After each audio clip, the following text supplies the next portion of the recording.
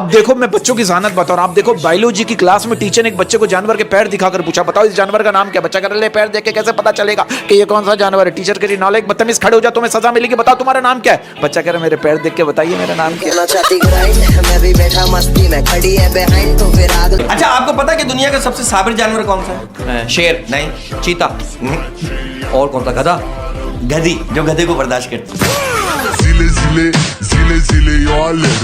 एक खातून का मैं नाम नहीं लूंगा, उनका एक प्रॉब्लम है, मेरा ड्रेस 9000, मेरी सैंडल 11000, मेरा पर्स 22000। मैंने कहा बहन सर पे दुपट्टा ले ले, तेरी 5 रुपए वाली पोनी नजर आ रही है।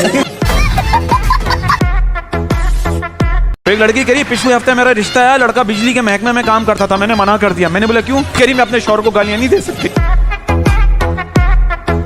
स्कूल में हम लड़कों के साथ शुरू से गलत हो, अभी आप शायद बात से एग्री करें। जब हम लड़के क्लास में बातें कर रहे होते थे, टीचर्स कहते थे आप लोग शोर करो, चलो बाहर निकलो। और जब लड़कियां क्लास में बातें कर रही होती थी, टीचर्स कहते थे अभी क्या बातें चल रही है, जमाने में पता चले।